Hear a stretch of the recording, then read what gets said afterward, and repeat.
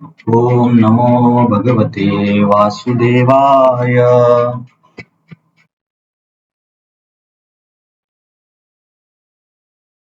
ओम नमो भगवते वासुदेवाय।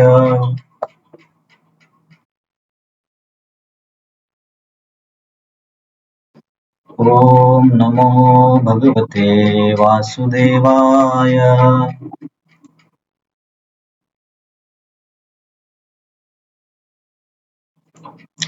तर आपण भगवद्गीतेच्या दुसऱ्या अध्यायाचा अभ्यास करतोय.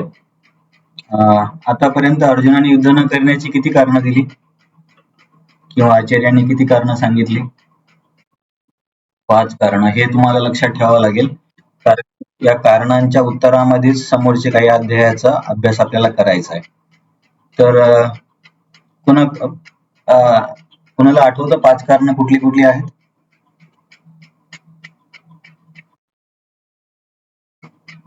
करुणा, नातेवाईकांबद्दलचा करुणा किंवा प्रेम. ठीक आहे, एक कारण झालं. दुसरं कारण?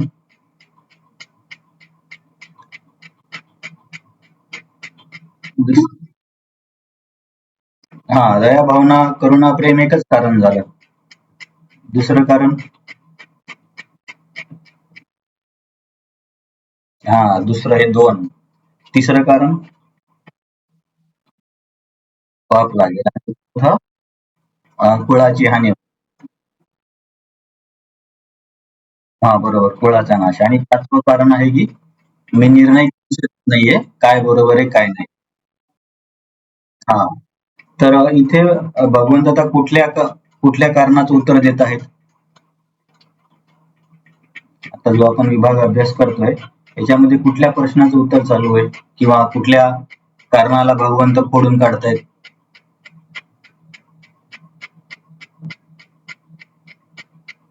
मी काल बोललो होतो ते, ठीक आहे, परत सांगतो. जे पहिलं कारण आहे ना, दयाचं, नातेवाईकांबद्दल दया येणे किंवा करुणा येणे, तर त्याचं उत्तर भगवंत या 11 ते 30 नंबरच्या श्लोकामध्ये देत आहेत की ही दया तुझी शरीराच्या स्तरावरती आहे. तर आत्मा काय आहे तू जाण आणि आत्मा जाणून आपल्या कर्तव्यापासून मागे नको हटूस. तर हे पहिल्या कारणाचं उत्तर भगवंत इथे देत आहेत. माझा आवाज सर्वांना येतोय ना व्यवस्थित? ठीक आहे. तर तुम्ही हे तात्पर्य सर्वांनी वाचलं श्लोक नंबर 12चं? वाचलं ना?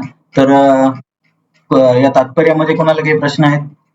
प्रभुपादांनी सांगितले तात्पर्यामध्ये श्लोक नंबर 12.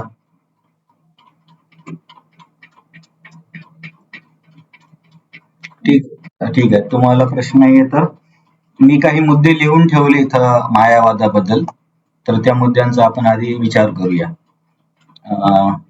भावना माताजी, तुम्ही आपण एक वेळेस जवाहरमध्ये कुकिंग करत असताना तुम्ही बोलले ना की तिकडच्या सत्संगामध्ये पण लोकांना नशा वगैरे लोकांची सुटते किंवा लोकांच्या चारित्र्यामध्ये बदल घडतो. तर त्याच्यामुळे मी तुम्हाला आज लवकर यायला सांगितलं की इथे आपल्याला कळतं की बाहेरून सगळ्या आध्यात्मिक संस्था सारख्याच वाटतात. सगळीकडे सांगतात मांसाहार करू नका, नशापान करू नका आणि सगळीकडे लोकांचं वागणूक सुधारते, परंतु तत्वज्ञानाच्या स्तरावरती शिकवणुकीमध्ये बदल असतो. तर आपलं वैष्णवांचं काय तत्वज्ञान आहे हे आपण आज अभ्यास करणार आहोत. नाहीतर वर बघायला गेलं तर सगळीकडे सारखंच वाटते. भावना माताजी, माझा आवाज येतो ना तुम्हाला? तर आपण जे स्वयंपाक करत असताना एकदा चर्चा केली होती, तुम्ही आणि सुधा माताजी होत्या, की हे पण महाराज असे सांगतात, ते पण महाराज सांगतात आणि तिकडे पण लोकांच्या चारित्र्यामध्ये सुधारणा होते. तर आज आपल्याला चर्चा ही करायची आहे की वर बघता सगळीकडे सारखंच वाटतं की सगळ्या धार्मिक संस्थांमध्ये एकसारखी शिकवणूक आहे किंवा लोकांमध्ये बदल घडत आहे. मग आपल्या वैष्णवांच्या शिकवणुकीमध्ये आणि त्यांच्यात काय फरक आहे? वरवर तर सगळ्यांचं स्वरूप सारखंच आहे. सगळे काय म्हणतात? चोरी करू नये, खोटं बोलू नये, मांसाहार करू नये, नशापान करू नये. आणि सगळ्यांच्या ठिकाणी असं बघायला मिळते की लोकांच्या जीवनामध्ये सुधारणा होते. पण शिकवणुकीमध्ये फरक कुठे असतो तर तत्वज्ञानामध्ये फरक पडतो. त्याच्यामुळे सगळेच भागवत सप्ताह एकसारखे नसतात किंवा सगळेच कथावाचकाचा सांगण्याचा मनोभाव एकसारखा नसतो. किंवा सगळ्याच आध्यात्मिक संस्था एकसारख्या नाही आहेत किंवा सगळ्या धर्मांची शिकवणूक एकसारखी नाहीये आणि सगळ्या संप्रदायाची शिकवणूक पण एकसारखी नाहीये. तर हे आपल्याला समजलं तर समजेल की आपण वैष्णव संप्रदायामध्ये खास करून इस्कॉन मध्ये कुठल्या तत्वज्ञानाला फॉलो करतो हे आपल्याला समजलं पाहिजे. मी तुम्हाला तुकाराम महाराजांचा आज एक अभंग पाठवला, सर्वांनी त्याचं वाचन केलं?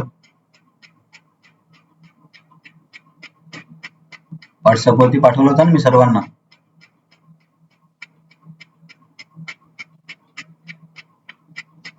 माझा आवाज येतो? वाचन केलं ना तुम्ही सर्वांनी? जवाहरमध्ये सर्वांनी वाचन केलं की नाही? सावंत सर किती लेट तुम्ही?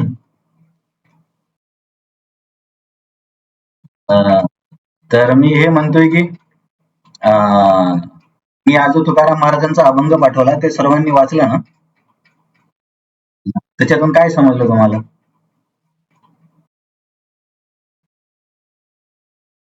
हा. हा. तर ते महत्वाचं आहे.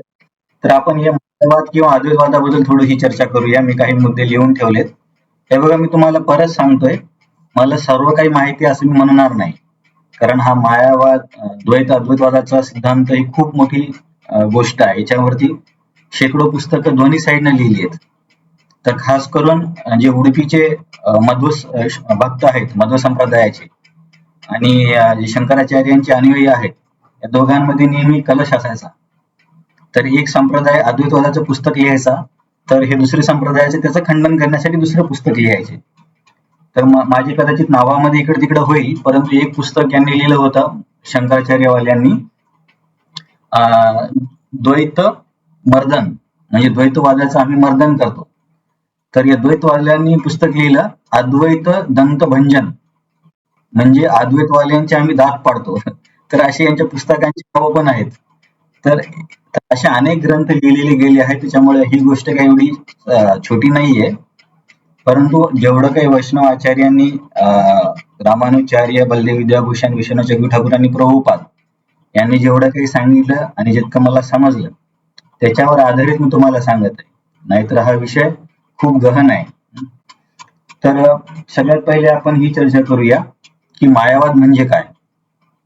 बघा, अद्वैतवादालाच मायावाद म्हणतात आणि या अद्वैतवादाचं आणि मायावादाचं तत्वज्ञान आदि शंकराचार्यांनी दिलंय.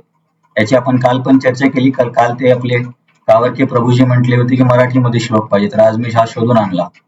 मायावादम असत शास्त्रम प्रच्छन्न बौद्ध उच्यते मयेव कथितम देवी कलो ब्राह्मण रूपिणा. तर या श्लोकामध्ये शंकराचार्य बोलतात की मी मायावादाचं शिकवणूक कलियुगामध्ये करेल. आणि मायावाद हा झाकलेला बुद्धाचं तत्वज्ञान आहे. ते कसं आपण समोर बघूया. तर मायावादाला समजणं इतकं सोपं नाहीये, परंतु आचार्यांनी सोप्या शब्दात जे सांगितले मी तुम्हाला सांगण्याचा प्रयत्न करतो. तर अद्वैत तत्वज्ञान किंवा मायावाद या लोकांचं काय म्हणणं असतं, त्यांचे काही ठराविक असे प्रिन्सिपल्स आहेत. पहिली गोष्ट, मायावाद हा शब्द ते स्वतः मान्य करत नाहीत की आम्ही मायावादी आहोत. त्यांना मायावादी वैष्णव आचार्यांनी नाव दिले, अद्वैतवाल्यांना मायावादी म्हणून. आणि इंटरनेटवरती एक साईट तुम्हाला कदाचित मी कधी पाठवेल, इंग्लिशमध्ये आहे पण ती. तर त्या साईटवरती त्यांनी सांगितले की काही अद्वैतवादी लोकांनी, म्हणजे अद्वैतवादी साहित्यकारांनी पण स्वीकार केलंय की त्यांचं तत्वज्ञान हे मायावादाचं आहे. तर मायावाद हा शब्द कुठून आला हे मी तुम्हाला सांगतोय. कुठून आला? वैष्णव आचार्यांनी त्यांच्या तत्वज्ञानामध्ये मायेबद्दल जास्त बोललं जातं म्हणून त्यांना मायावादी असं नाव दिलं. दुसरी गोष्ट, शंकराचार्यांच्या अनुयायीमध्येच काही लेखकांनी त्या स्वतःला मायावादी म्हणून घेतलेलं आहे. परंतु आता जे शंकराचार्यांचे अनुयायी आहेत ते मान्य करत नाहीत स्वतःला मायावादी म्हणून. तर हे एक मुद्दा लक्षात ठेवा. आता अद्वैतवाद किंवा मायावाद काय आहे थोडक्यात जर समजून घ्यायचं, तर या लोकांनी काय केले, अद्वैतवाल्यांनी वेदांमधले, अद्वैतवाल्यांनी म्हणण्यापेक्षा शंकराचार्यांनी वेदांमधले काही सूत्र उचललेत आणि त्या सूत्रांना त्यांनी महावाक्य असं नाव दिले. तर ते म्हणतात की हे महावाक्यच महत्वाचे आहेत. जसं की तत्त्वम असि, अहम ब्रह्मास्मी. आणखीन 2-3 श्लोक आहेत पण मला 2च भेटले, टोटल 5 आहेत त्यांचे महावाक्य. असे काही महावाक्य आहेत, मला 2 मिळाले. तत्त्वमसि, अहम, ब्रह्म सत्य जगन मिथ्या, तत्वमसी, अहम ब्रह्मास्मी, आणखीन असे काही त्यांची महावाक्य आहेत. याला आदि शंकराचार्यांनी महावाक्य म्हटलंय. तर दुसरी एक गोष्ट काय आहे की हे लोक केवळ वेदांना आणि उपनिषदाला मानतात. ते महाभारत, रामायण किंवा पुराणांना मानत नाहीत. ते काय म्हणतात, केवळ वेद आणि उपनिषद, फक्त भगवद्गीतेला ते मानतात. बाकीच्या स्मृती साहित्यामध्ये, नाहीतर ते फक्त श्रुतीला मानतात. श्रुतीमध्ये येतं वेद आणि उपनिषद, ते स्मृतीला मान्य करत नाही, ते म्हणजे अद्वैतवादी. तर स्मृतीमध्ये कोण येतं, पुराण, इतिहास वगैरे. तर पुराणामध्ये जे सगळे पुराण आहेत आपले, भागवत पुराणाला पण ते मानत नाहीत. त्याच्यानंतर रामायण आणि महाभारतातल्या गोष्टी पण त्या काल्पनिक आहेत असं मानतात त्यांचे बरेचसे अनुयायी. परंतु असं नाहीये. आपल्या वैष्णव आचार्यांनी वेदांचा अभ्यास करून सिद्ध केले की इतिहास, पुराण आणि पंचम वेदम उच्यते. इतिहास आणि पुराण हे 5वा वेद आहेत, हे आपल्या वैष्णव आचार्यांनी सिद्ध केले. परंतु हे अद्वैतवादी स्मृती साहित्याला, खास करून पुराणांना का मान्य करत नाहीत, कारण त्याच्यामध्ये त्यांना अद्वैत सिद्ध करणं खूप कठीण पडतं. म्हणून आपल्याला सोयीस्कर पडण्यासाठी त्यांनी सरळ सरळ स्मृती साहित्याचा नकारच करून टाकलाय. ते मानतात कशाला, प्रस्थानत्रयला मानतात. प्रस्थानत्रयमध्ये येतं एक वेदांत सूत्र, दुसरं येतं तुमचं उपनिषद, आणि तिसरं येतं गीता. तर स्मृतीच्या ग्रंथामध्ये केवळ गीतेला ते लोक मानतात, बाकी ग्रंथांना मानत नाही. तर एवढं सांगून झाल्यावर त्याला तुम्हाला सांगतोय की यांचं तत्वज्ञान काय आहे, मायावाद किंवा अद्वैतवादांचं. तर यांचं म्हणणं काय आहे, ब्रह्म सत्या जगन मिथ्या, की ब्रह्म नावाची एक वस्तू आहे किंवा ब्रह्म नावाचं एक पुंज आहे, त्याच्यामध्ये काहीच गुण नाहीयेत. काही गुण नाहीये, काही आकार नाहीये, काही रंग नाही आहे, काही अपरिवर्तनीय, अनिर्वचनीय, असं त्याचं ते स्पष्टीकरण देतात की ब्रह्म काय आहे. तर मायावादी लोक ब्रह्माची कशी व्याख्या देतात की ज्याचा आपण शब्दामध्ये व्याख्या करू शकत नाही, असे शब्द वापरतात ते की अचिंतनीय, अपरिवर्तनीय, आणखीन निराकार, निर्गुण, हे शब्द ते वापरतात ब्रह्मसाठी. आणि मग त्यांचं म्हणणं काय, केवळ हा ब्रह्मच अस्तित्वामध्ये आहे, बाकी हे सगळं जग म्हणजे स्वप्न आहे, असं त्यांचं तत्वज्ञान आहे. आणि या तत्वज्ञानावर आधारित मॅट्रिक्स पिक्चर बनवला त्यांनी. परंतु आपण ही मान्य करत नाही. आता आपण समोर चर्चा करत आहोत. आता तुम्ही फक्त ब्रह्म काय याच्यावरती तुमचं लक्ष केंद्रित करा. ब्रह्म, त्यांचं म्हणणं आहे की ब्रह्म नावाची एकच वस्तू या जगामध्ये अस्तित्वामध्ये आहे, जगामध्ये म्हणजे सगळीकडेच. तो ब्रह्म कसा आहे, निराकार, निर्गुण, अपरिवर्तनीय, अचिंतनीय, असे त्या ब्रह्माचे गुण आहेत. म्हणजे गुण पण म्हणता येत नाही. ते म्हणतात की ब्रह्मांडला काही गुण पण नाहीये. तर ब्रह्म नावाचे काहीतरी पदार्थ आहे, जसं की सायन्स मध्ये ते लोक बिग बँग थेरी मध्ये म्हणतात की काहीतरी पार्टिकल होता, त्याच्यामध्ये स्फोट झाला आणि सगळं जगत बनलं. तो पार्टिकल काय त्याचं ते डिस्क्रिप्शन देऊ शकत नाही. तसंच या लोकांचं पण हे आहे, ब्रह्मच असं सांगतात ते लोक, ब्रह्म एक आहे आणि बाकी सगळं जगत, म्हणजे आता तुम्ही, आम्ही, आपण जे बोलतोय, जे आपण जेवण करतो किंवा जे रंग वगैरे बघतो, हे सगळं भ्रम आहे असं त्यांचं म्हणणं आहे. जसं की आपण स्वप्न बघतो, स्वप्नामध्ये बऱ्याच काही गोष्टी बघतो, परंतु ते सत्य नसतात. तर हे जग एक भ्रम आहे. परंतु वैष्णवाचार्य त्याला मान्य करत नाहीत. त्याचं कसं खंडन केलं जातं ते तुम्हाला मी नंतर सांगतो. तर आता हे झालं ब्रह्म. तर मग ब्रह्मपासून मग हे सगळं अस्तित्वामध्ये कसं काय आलं, हे सगळ्या गोष्टी निर्माण कशा झाल्या, तर ते काय म्हणतात की ब्रह्मवरती जेव्हा मायाचं आवरण येतं, आता माया एक काहीतरी सिद्धांत आहे, तिथे पण त्यांची थोडीशी गडबड होते, त्याचं ते स्पष्टीकरण देऊ शकत नाही. ते म्हणतात की ब्रह्मावरती जेव्हा मायेचं आवरण येतं, तेव्हा त्या आवरणातून ईश्वर भाव निर्माण होतो आणि तिथून ईश्वरांची निर्मिती होते. हा झाला ईश्वर निर्मितीचा स्पष्टीकरण. नंतर त्याच ब्रह्मावरती जेव्हा मायेचं अधिक आवरण चढतं किंवा कंडिशनिंग जास्त होते, तेव्हा जीव भाव निर्माण होतो आणि ते ब्रह्म जीव म्हणून इथे येतं, असं या लोकांचं म्हणणं आहे. तर या ब्रह्मवरती मायेचं आवरण आलं म्हणून हे जीव आणि ईश्वर निर्माण झाला. या मायेच्या आवरणामुळे यांच्या सिद्धांताला मायावाद असं म्हटलं जातं. तर आता इथे मी तुम्हाला ब्रह्म म्हणजे काय ते सांगितलं, त्याची ते लोक स्पष्टीकरण देतात. जीव आणि ईश्वराचं त्यांचं काय स्पष्टीकरण आहे हे मी तुम्हाला, आणि ते लोक म्हणतात की केवळ ब्रह्मसत्य आहे, हे जगत मिथ्या आहे, असं त्या लोकांचं स्पष्टीकरण आहे. तर इथपर्यंत जर तुम्हाला समजलं असेल तर याचं आपण आपल्या आचार्यांनी कसं खंडन केलं याचं मी तुम्हाला स्पष्टीकरण सांगतो. तुम्हाला कुठे पण प्रश्न असेल तर मध्ये हँड रेस करा. तर हे झालं मायावादाचं सिद्धांत. हे आचार्यांनी सांगितल्यानुसार खूप सोप्या पद्धतीने, ऍक्च्युली इतकं सोपं नाहीये. ते लोक खास करून जे मायावादी मार्गामध्ये जे आध्यात्मिक लोक असतात त्यांचं वैशिष्ट्य आहे की ते काय म्हणतात की शास्त्रामध्ये जर एखादी गोष्ट सरळ सरळ सांगितली असेल तर त्याचा सरळ अर्थ घ्यायचा नाही, इनडायरेक्ट अर्थ घ्यायचा. आणि हे लोक संस्कृतच्या व्याकरणामध्ये खूप पटाईत असतात. त्याच्यामुळे प्रत्येक गोष्टीमध्ये हे लोक इनडायरेक्ट अर्थ काढतात. तर त्याच्यासाठी ते काय उदाहरण देतात, समजा कोणी म्हणत असेल सकाळी पाण्यातून सूर्य उगवला आणि संध्याकाळी पाण्यात सूर्य मावळला, तर ते म्हणतात बघा बरं असं कधी होतं का? कधी सूर्य तर पाण्यातून निघत नाही आणि पाण्यात तर जात नाही, ते केवळ आपला भ्रम आहे. याचा अर्थ असा आहे की प्रत्येक वाक्याचा आपण इनडायरेक्ट अर्थ घेतला पाहिजे, असा एक त्यांचा सिद्धांत आहे. परंतु आपले वैष्णवाचार्य त्याला उत्तर काय देतात की जिथे अर्थ सरळ सरळ आहे तिथे इनडायरेक्ट घेण्याची गरज नाही. जर जिथे अर्थ समजत नसेल, जसं की या उदाहरणामध्ये सूर्य पाण्यातून येत नाही आणि पाण्यात जात नाही हे सगळ्यांना मान्य आहे, म्हणून तिथे इनडायरेक्ट अर्थ आपण घेऊ शकतो. पण ज्या ठिकाणी शास्त्रामध्ये अर्थ स्पष्ट सांगितला आहे तिथे पण विनाकारण इनडायरेक्ट अर्थ लावण्याची गरज नाही. त्याच्यामुळे हे लोक काय करतात, जिथे गीतेमध्ये ज्या ठिकाणी त्यांचं अद्वैतवादाचं तत्वज्ञान स्पष्ट होत नाही त्या ठिकाणी पण ते इनडायरेक्ट अर्थ लावतात.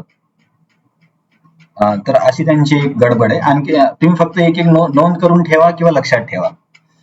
तर याच्यामध्ये आपल्या वैष्णव आचार्यांनी पहिलं खंडन काय केलं, पहिलं खंडन हे आहे की जर तुम्ही म्हणता की ब्रह्म हा एकच पदार्थ अस्तित्वामध्ये आहे, दुसरं काहीच अस्तित्वामध्ये नाहीये, तर मग जर या ब्रह्माला माया जर आवरण घालू शकत असेल तर याचा अर्थ ब्रह्मपेक्षा माया श्रेष्ठ झाली.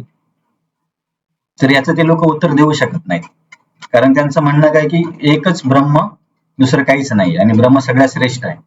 पण ब्रह्मावरती जर माया आवरण घालते याचा अर्थ माया ही ब्रह्मपेक्षा श्रेष्ठ झाली पाहिजे. ते त्यांचं पहिलं खंडन होतं. नंतर त्या लोकांचं आणखीन एक स्पष्टीकरण काय असतं की कसं कसं निर्मित झालं, ते लोकांचे प्रतिबिंबवाद नावाचा एक सिद्धांत.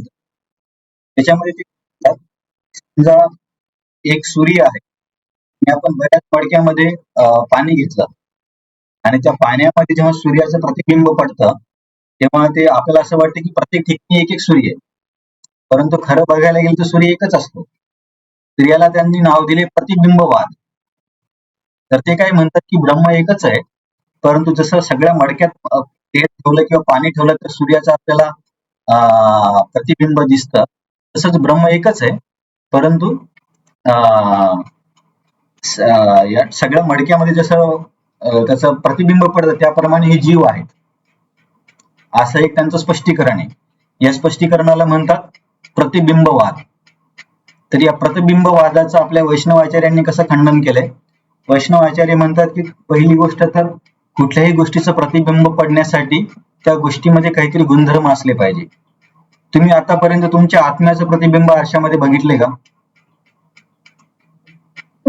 नाही ना. आत्म्याचं आपण अशाच गोष्टीचं प्रतिबिंब बघू शकतो की त्या गोष्टीमध्ये काहीतरी गुणधर्म असला पाहिजे, जसं की त्या गोष्टीला काहीतरी रंग असला पाहिजे, आकार असला पाहिजे. तर जसं आणि भौतिक गोष्टीमध्ये जर आपण बघितलं तर आकाशाचं पण कधी प्रतिबिंब पडत नाही. जे आपल्याला आकाशाचं प्रतिबिंब दिसतं ते ऍक्च्युली सूर्याचे किरण आणि हवा आणि धुलीचे कण याच्यामुळे सूर्यकिरण प्रसारित झाल्यामुळे आपल्याला आकाशाचं प्रतिबिंब दिसतं. परंतु आकाश हा जो पदार्थ आहे त्याचं प्रतिबिंब दिसत नाही. जर एका भौतिक पदार्थामध्ये पण काही गुणधर्म नाही आहेत, त्याचं जर प्रतिबिंब दिसत नसेल तर ब्रह्म जो आहे त्याच्यावर जो निर्विकार, निर्गुण, निराकार आहे, मग अशा गोष्टीचं प्रतिबिंब कसं काय पडणार? तर हे आपले वैष्णवाचार्य याचं खंडन करतात. त्यांनी काय सांगितलंय, पहिले त्यांनी सांगितले की ब्रह्मावरती मायेचं आवरण येतं म्हणून ईश्वर भाव आणि जीवभाव निर्माण होतो. त्याचं खंडन वैष्णवाचार्यांनी केलं की माया जर ब्रह्माला आवरण घालत असेल तर ब्रह्मपेक्षा माया श्रेष्ठ झाली, तर हे त्यांना मान्य करता येत नाही, कारण ब्रह्मपेक्षा काही श्रेष्ठ नाही. हा पहिल्या मुद्द्याचं खंडन. दुसरा मुद्दा ते म्हणतात की यथा घटाकाश फटाकाश, की जसं घटामध्ये आकाश आहे आणि घडा जर फोडला तर घड्यातलं आकाश आणि बाहेरचं आकाश एक होऊन जातं. तर इथे आपण प्रतिबिंबवादाची चर्चा केली. ते म्हणतात की सूर्य एकच आहे, परंतु सगळीकडे प्रतिबिंब पडतात आणि असे वाटतात की खूप सारे सूर्य आहेत. परंतु आपले वैष्णव आचार्य म्हणतात की प्रतिबिंब पडण्यासाठी त्या पदार्थामध्ये काहीतरी गुणधर्म असला पाहिजे. तुम्ही म्हणताय की ब्रह्म निर्विकार आहे, निर्गुण आहे, निराकार आहे, मग अशा गोष्टीचं प्रतिबिंब कसं काय पडतं? तर याचं स्पष्टीकरण त्यांच्याकडे नाहीये. नंतर ते लोक नंतर आपल्या वैष्णव आचार्याने आणखीन एक मुद्दा काय उचललाय की कुठल्याही गोष्टीचं प्रतिबिंब पडण्यासाठी दुसरा एक पदार्थ लागतो. समजा आपलं जर प्रतिबिंब आपल्याला बघायचं असेल तर आरसा लागेल, परंतु तुमचं असं म्हणणं आहे की या जगामध्ये केवळ ब्रह्मच आहे, दुसरं काही अस्तित्वामध्ये नाहीच आहे. दुसरं काहीच अस्तित्वात नाही, मग तो दुसरा प्रतिबिंबित करणारा पदार्थ कुठून आला? त्याचं पण स्पष्टीकरण हे एकात्मवादी किंवा मायावादी किंवा अद्वैतवादी देऊ शकत नाही. हे त्यांच्या काही चुका झाल्या. नंतर कारण त्यांना प्रॉब्लेम काय आहे, ते म्हणतात की ब्रह्म हा निर्गुण, निराकार, निर्विकार, अकल्पनीय आहे. मग या ब्रह्मापासून ही सगळी सृष्टी कशी निर्माण होते याचं स्पष्टीकरण त्यांना देता येत नाही, कारण ब्रह्मामध्ये काहीच बदल घडत नाही, तो अपरिवर्तनीय आहे. म्हणून ते त्यांना असं हे इनडायरेक्ट मिनिंग समजावून सांगावं लागतं की ब्रह्म मायेवरती आला किंवा प्रतिबिंबित झाला. परंतु वैष्णव अंडरस्टँडिंग मध्ये आपण या सृष्टीला काय समजतो, त्या लोकांनी काय सांगितलं की ब्रह्म सत्य, जगन मिथ्या. परंतु वैष्णव आचार्य काय सांगतात की ब्रह्म पण सत्य आहे, म्हणजे भगवंत पण सत्य आहेत आणि जगत पण सत्य आहे. परंतु जगताचं स्वरूप कसं आहे, नश्वर आहे. नश्वर आहे आणि काही वेळासाठी टिकतं, परंतु सत्य आहे. ते लोक जगाला सत्य मानत नाहीत, परंतु वैष्णव आचार्य जगाला सत्य मानतात. आणि मग हे जग निर्माण कसं झालं, तर आपण म्हणतो की भगवंतांच्या शक्तीच्या सहाय्याने शक्तीमध्ये परिवर्तन होऊन हे जग निर्मित झालं. आणि याला आपल्याकडे स्पष्टीकरण आहे, कारण शक्तीमध्ये परिवर्तन होऊ शकतं. परंतु ब्रह्मापासून कशी सृष्टी निर्माण झाली याचं त्यांच्याकडे स्पष्टीकरण नाहीये, कारण ब्रह्म हा निर्विकार आहे. तर हे काही मुद्दे झाले. आणि आता मी जे मुद्दे, तुम्ही फक्त नोंदी करून ठेवा, काही प्रश्न असेल तर कधी पण मध्ये तुम्ही हँड रेज करू शकता.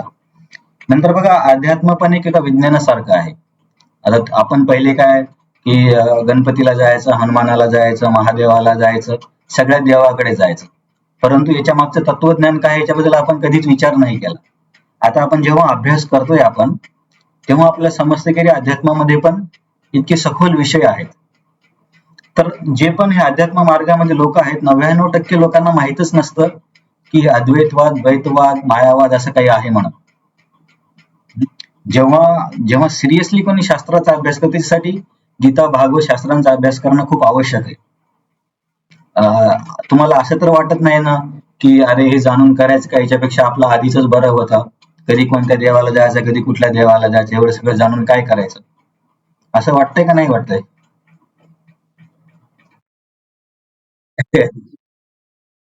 तर हेच महत्वाचं. नाही तर काय की आपल्याला समजत नाही की अरे यांचा गंध असा उभा का, यांचा गंध आडवा का, तर याच्या मागे पण तत्वज्ञान आहे.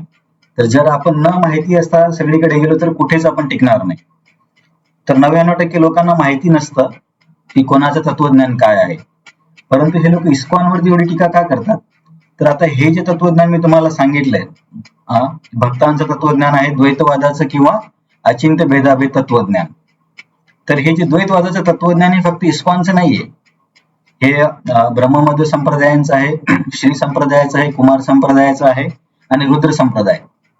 या चारही संप्रदायामध्ये जर तुम्ही विचारलं की ईश्वर आणि जीव एक आहे का भिन्न आहे, तर ते नेहमी तुम्हाला भिन्न आहे हेच सांगतील.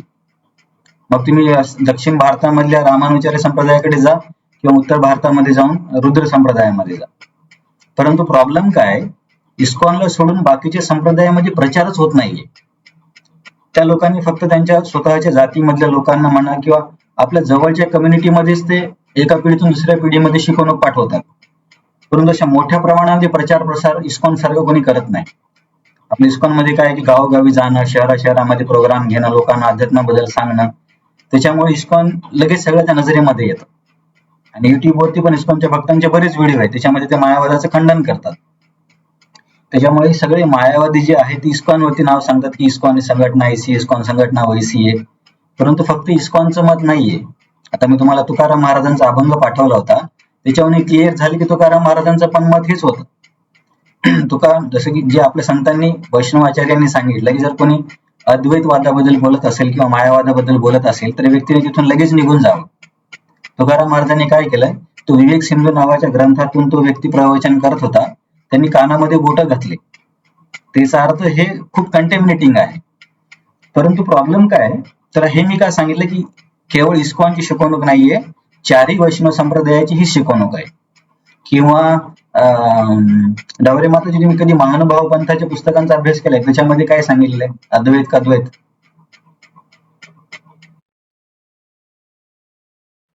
ठीक आहे, आता वाचन करा. तर चालेल, ठीक आहे. तर तर महानुभव मध्ये पण हेच आहे, सगळीकडे द्वैतच आहे. जे पण वैष्णव संप्रदाय आहेत सगळ्यांचा द्वैतवाद आहे किंवा परमोच्च तत्वज्ञान अचिंत्य भेदाभेद आहे. तर माझा सांगण्याचा मुद्दा काय, केवळ इस्कॉनचं तत्वज्ञान नाहीये, तुम्ही इतर वैष्णव आचार्यांचे पण पुस्तक वाचू शकता, त्यांचं पण हेच तत्वज्ञान आहे. पण इस्कॉनवरती का टीका होते, कारण इस्कॉन प्रचार प्रसार करतोय म्हणून सर्वांच्या नजरेमध्ये येतो. हा झाला दुसरा मुद्दा.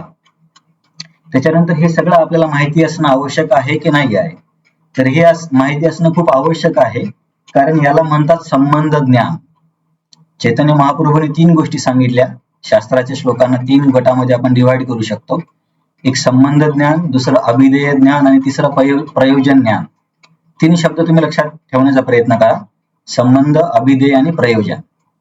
तर संबंध म्हणजे मी कोण आहे, ईश्वर कोण आहे, माझा आणि ईश्वराचा काय संबंध आहे, ही भौतिक प्रकृती काय आहे, ही भौतिक प्रकृती कसं कार्य करते, भौतिक प्रकृतीवरती नियंत्रण कोणाचं आहे, या सगळ्या ज्ञानांना म्हणतात संबंध ज्ञान.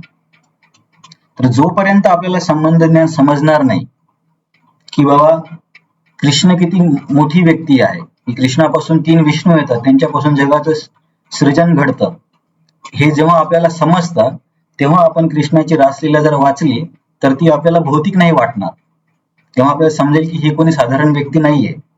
परंतु जर आपल्याला संबंध ज्ञान नसेल तर काय प्रॉब्लेम होईल की आपण कृष्णाला आपल्यासारखं समजायला लागू आणि त्याच्यासोबत आपण मत्सर करू की बाबा हा काय इतक्या स्त्रियांसोबत उपभोग करतोय, आणि मग जे मत्सरी लोक आहेत त्याच्यावरती टीका पण करतात, कारण त्यांच्याकडे संबंध ज्ञान नसतं. दुसरं आहे अभिधेय ज्ञान. अभिधेय म्हणजे ईश्वर प्राप्तीसाठी जो मार्ग आहे त्याला अभिधेय म्हणतात. जसे की आपला अभिधेय आहे भक्ती. आणि प्रयोजन म्हणजे भक्ती करून जे फळ मिळवायचंय, जसे की भगवंतांबद्दलचं प्रेम, त्याला म्हणतात प्रयोजन. तर या 3 संकल्पना आहेत, संबंध, अभिधेय आणि प्रयोजन. तर संबंध ज्ञान माहिती असल्याशिवाय भक्तीमध्ये किंवा कुठल्याही मार्गामध्ये समोर प्रगती करणं खूप कठीण आहे. फक्त लोकांनी सांगितलं म्हणून सोमवारी महादेवाला जायचं, शनिवारी हनुमानाला जायचं आणि कुठेतरी डोकं ठेवून यायचं, हे ही भोळी भाबडी श्रद्धा झाली. पण जर खरंच सखोल प्रगती करायची असेल तर हे सगळे सिद्धांत आपल्याला माहिती असली पाहिजे, नाही तर समजणार आहे की समोरची व्यक्ती काय सांगतात. म्हणून बऱ्याचदा लोकांना काय वाटतं की अरे प्रभूजी तुमचं इस्कॉनचं पण भागवत सप्ताह आहे, बाजूला या महाराजाचा पण भागवत सप्ताह आहे, त्या महाराजाचा पण भागवत सप्ताह आहे, कुठे जरी जाऊन ऐकलं काय झालं, सगळीकडे तर एकच देव आहे, असे लोक म्हणतात. परंतु बोलता बोलता तुम्हाला हे कळत नाही की सांगणारी व्यक्ती कुठे अद्वैताबद्दल बोलते आणि द्वैताबद्दल बोलते, हे कळत नाही आपल्याला. जर आपण म्हणजे आपल्याला ऑलरेडी जर ज्ञान नसेल तर सगळं सारखंच वाटायला लागतं, परंतु इथं आपली गडबड होऊ शकते. जसे की चैतन्य चरितामृत मध्ये एक उदाहरण येतं, रघुनाथदास गोस्वामी सोबत एक ब्राह्मण येतात चैतन्य महाप्रभूला भेटण्यासाठी. तर रघुनाथदास गोस्वामी सोबत चालताना ते म्हणतात की मला पण महाप्रभूंना भेटायला जायचं, मला तुमच्या सोबत घ्या. आणि ते रघुनाथदास गोस्वामींची खूप सेवा करतात आणि निरंतर राम राम राम राम असा जप करायचे ते ब्राह्मण. तर मग रघुनाथदास गोस्वामींना वाटतं की अरे हा ब्राह्मण किती श्रेष्ठ आहे, कंटिन्युअस राम नामाचा जप करतोय, बिलकुल थांबत पण नाही. मग जेव्हा चैतन्य महाप्रभूच्या समोर येतात तेव्हा ते त्यांची ओळख करून देतात की महाप्रभू हे ब्राह्मण खूप महान आहेत, हे निरंतर रामनामाचा जप करतात, एक सेकंद पण थांबत नाहीत. तर चैतन्य महाप्रभूंनी त्या ब्राह्मणाला भाव पण दिला नाही आणि चैतन्य महाप्रभू त्याला बोलले पण नाही, फक्त रघुनाथदास गोस्वामीला बोलले. नंतर रघुनाथदास गोस्वामींना वाटले असं का केलं महाप्रभूंनी, एवढा महान भक्त आहे याच्याकडे लक्ष का दिलं नाही. तर नंतर त्यांना भक्तांनी समजावून सांगितलं की हा व्यक्ती वर राम राम राम हे नाव जप करतोय, परंतु याच्या मनामध्ये विचार आहे की तो राम मला व्हायचंय किंवा मीच तो राम आहे, हा त्याचा अद्वैताचा सिद्धांत होता. म्हणून चैतन्य महाप्रभूंनी त्याची मानसिकता ओळखली आणि त्याला काही भाव दिला नाही. तर हे इतकं महत्वाचं आहे. वर बघता सगळं अध्यात्म सारखं वाटतं पण सगळं सारखं नाहीये. तर हा एक मी तुम्हाला मुद्दा सांगितला. नंतर मायावाद लोकांना का आवडतो जास्त किंवा अद्वैतवाद का आवडतो, याच्यामध्ये दोन गोष्टी आहेत. कारण अद्वैतवादामध्ये काय आहे, प्रत्येकाची ईश्वर बनण्याची इच्छा आहे, की घरी आपण पती पत्नी मुलांवरती ईश्वर भाव दाखवतो किंवा नोकरीच्या ठिकाणी आपल्या स्टाफवरती ईश्वर भाव दाखवतो. तर प्रत्येकाला ईश्वर व्हायचं या जगतामध्ये. आणि मायावाद तत्वज्ञान काय सांगतं, की तुम्हीच तो ईश्वर आहात. तर ही प्रत्येकाची सुप्त इच्छा आहे. आणि याच्या विरुद्ध वैष्णव सिद्धांत काय सांगतो, की तुम्ही त्या परमेश्वराचे सेवक आहात. तर सेवक कुणाला व्हायचं नाहीये, प्रत्येकाला नियंत्रक व्हायचं, ईश्वर व्हायचं. त्याच्यामुळे हे मायावाद तत्वज्ञान किंवा अद्वैत तत्वज्ञान लोकांना जास्त आवडतं. कारण कोणाला पण विठ्ठल व्हायला कोणाला आवडणार नाही. मीच विठ्ठल आहे, मीच कृष्ण आहे किंवा मीच राम आहे. परंतु विठ्ठलाचा दास होणे किंवा विठ्ठलाची दास म्हणून सेवा करणे हे खूप कठीण आहे. हे जरी तुम्हाला वर करता वाटत असेल काही कठीण नाही, परंतु जर तुम्ही शांत मनाने जर विचार केला तर तुम्हाला कळेल की आपल्या दिवसातल्या जास्तीत जास्त घडामोडीमध्ये आपण स्वतःला उपभोक्ता किंवा ईश्वरच समजतो. तर ही आहेच माताजी.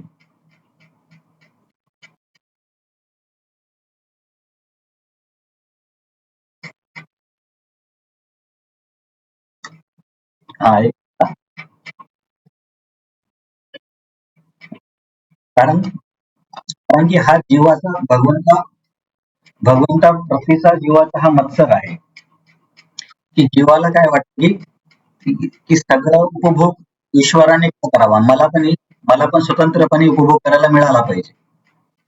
या भावनेमुळे जीवाला ईश्वर बनण्याची इच्छा निर्माण होते.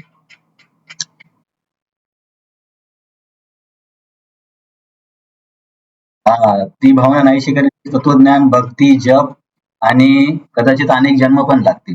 तुम्ही मुद्दा खूप व्यवस्थित पकडलाय. थँक्यू. हीच भावना आपल्याला दूर करायची. नंतर दुसरी गोष्ट, येस माताजी.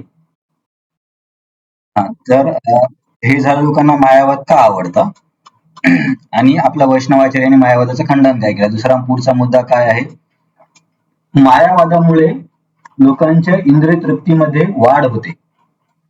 ऍक्च्युली अध्यात्मामध्ये आल्यावरती इंद्रिय तृप्तीचा भाव कमी व्हायला पाहिजे, परंतु या मायावादी तत्वज्ञानामुळे काय होतं, की इंद्रिय तृप्ती करण्याची इच्छा वाढते. तर का वाढते मी तुम्हाला सांगतो.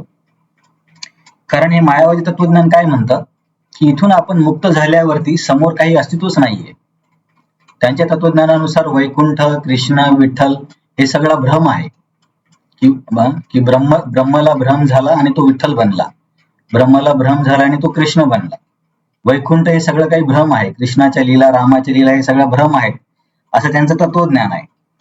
मग एखाद्या व्यक्ती काय विचार करेल, की अरे समजा मी मुक्त झालो आणि मुक्त झालो तर मला तिथे समोर काहीच नाहीये, समोर तर मी फक्त निर्विकार, निर्गुण, निराकार अशा गोष्टीमध्ये राहणार आहे. मग त्याच्यामध्ये तिथं काही उपभोग नाही, म्हणून इथेच भोग करून घ्या, अशी एक इनडायरेक्ट भावना व्यक्तीच्या मनामध्ये निर्माण होऊ शकते. म्हणून मायावाद तत्वज्ञानामुळे इंद्रिय तृप्तीमध्ये भर पडू शकतो. हे झालं मायावाद तत्वज्ञानाची एक प्रॉब्लेम. त्याच्यानंतर बघा, आपण मायावाद तत्वज्ञानाला खोडतो, परंतु याचा अर्थ असा नाही की जे लोक मायावादाला फॉलो करतात त्यांच्याशी आपलं भांडण आहे. जसे की श्रील प्रभुपाद जेव्हा अमेरिकेला गेले होते तेव्हा त्यांनी काही दिवस डॉक्टर मिश्रा सोबत राहिले होते. तर हा डॉक्टर मिश्रा पण मायावाद तत्वज्ञानाचा प्रचार करायचा, परंतु प्रभुपादांना त्यांचं तत्वज्ञान पटायचं नाही. आणि प्रभुपादांनी जेव्हा प्रचार सुरू केला तेव्हा प्रभुपादांनी आपलं वैष्णव तत्वज्ञान शिकवायला सुरुवात केली. परंतु एकदा असं होतं की डॉक्टर मिश्रा आजारी पडतात, तेव्हा प्रभुपाद डॉक्टर मिश्रांची खूप काळजी घेतात, त्यांच्यासाठी जेवण बनवतात वगैरे आणि त्यांचं आरोग्य ठीक करतात. तिथे सांगण्याचा मुद्दा काय की वैष्णव तत्वज्ञानामध्ये दुसऱ्याचा द्वेष करण्यासाठी कुठेच ठिकाण नाहीये. तर मायावादी चुकीचे असतील, मायावाद तत्वज्ञान चुकीचं आहे, परंतु त्या लोकांचा आपण तिरस्कार करत नाही. जसं की इंग्लिशमध्ये म्हटलं जातं, hate the disease but not diseased, की आजाराचा तिरस्कार करावा, आजारी व्यक्तीचा करू नये. तर हे आजारी व्यक्तीसारखे लोक आहेत, त्याच्यामुळे आपलं काही त्यांच्याशी भांडण नाहीये. परंतु तुम्ही जर इतिहास भारताचा बघितला तर दक्षिण भारतामध्ये अद्वैतवादी आणि द्वैतवाद्यांमध्ये खूप भांडणं झालेले आहेत जवळपास 1000 वर्षापर्यंत. नंतर हे लोक काय म्हणतात की भगवंतांचं रूप, भगवंतांचं धाम, भगवंतांच्या लीला हे सगळं काही माया आहे. माया म्हणजे भ्रम आहे. तर हे वैष्णव आचार्यांना किंवा वैष्णव संतांना खूप दुखतं की समजा तुम्हाला जर कोणी म्हटलं की तुम्हाला हातपाय आहेत, तुम्ही काही दिवसभर घडामोडी करता, परंतु तुमच्या आई वडिलांना काही हातपाय नाहीयेत, आई वडील निर्विकार निर्गुण आहेत, तर वैष्णव आचार्यांना हे खूप वाईट वाटतं की भगवंतांच्या चिन्मय लीलाला हे लोक म्हणतात की हा भ्रम आहे. तर हे एक वैष्णव आचार्यांना खूप दुखणारा मुद्दा आहे. नंतर त्यांचे काही ब्रह्मवाक्य आहेत किंवा महावाक्य आहेत. तर या महावाक्यामध्ये पण जसे की तत्त्वमसि, अहम ब्रह्मास्मी, सर्वम खलु इदं ब्रह्म, ब्रह्म सत्य जगन मिथ्या, असे हे वैदिक वाक्यच आहेत. परंतु अहम ब्रह्मास्मीचा खरा अर्थ, जसे की आता तुकाराम महाराजांची जी लिंक मी तुम्हाला पाठवली, तुकाराम म्हणतात की अहम ब्रह्मास्मी असं नाही म्हणायला पाहिजे. तर या लोकांनी कसा अर्थ काढला की तो जो ब्रह्म आहे तो मीच आहे. परंतु वैष्णव आचार्य काय सांगतात की गुणात्मक दृष्ट्या तो ब्रह्म तुम्ही आहात, परंतु परिणामात्मक दृष्ट्या तो ब्रह्म तुम्ही नाही आहात. हा दोन्हीच्या शिकवणीमधला फरक आहे. किंवा समजा दुसरं एक ब्रह्मवाक्य आहे, तत्त्वम असि. तत् म्हणजे तो, त्वम म्हणजे तू, असि म्हणजे आहेस. तर ते लोक काय म्हणतात, अद्वैतवादी किंवा मायावादी, तो तूच आहेस. तो म्हणजे विठ्ठल तूच आहेस, ब्रह्म तूच आहेस, कृष्ण तूच आहेस, आणि हे फक्त तुला जाणीव करून घ्यायची, असं त्यांचं तत्वज्ञान आहे.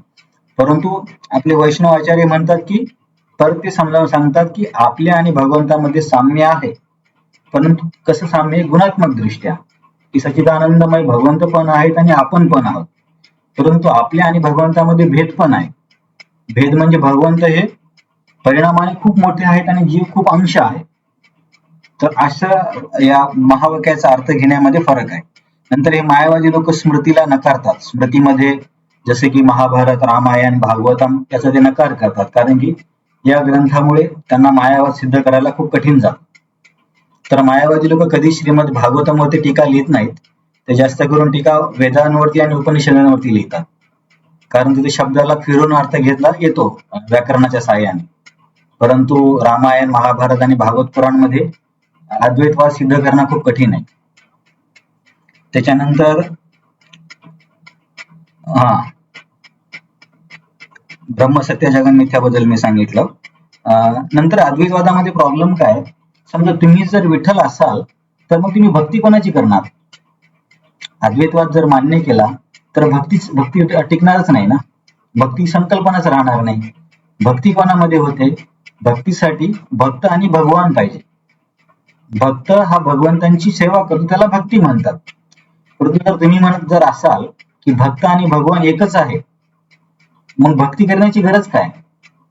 तर याचं स्पष्टीकरण पण ते लोक देऊ शकत नाहीत. आणि असं म्हटलं जातं की अद्वैतवाद हा झाकलेला बुद्धिझम आहे, म्हणजे बुद्धिस्ट फिलॉसॉफी आहे. तर याच्यामध्ये आपण आदि शंकराचार्यांचा किंवा शंकर भगवंतांचा नकार करत नाही. ह्या गोष्टी मला परत सांगतो. आपण तर वैष्णवांमध्ये सामान्य व्यक्तीला पण सन्मान देतो, तर मग आदि शंकराचार्य आणि गौतम बुद्धांना का सन्मान देणार नाही. येस प्रभूजी. येस प्रभू.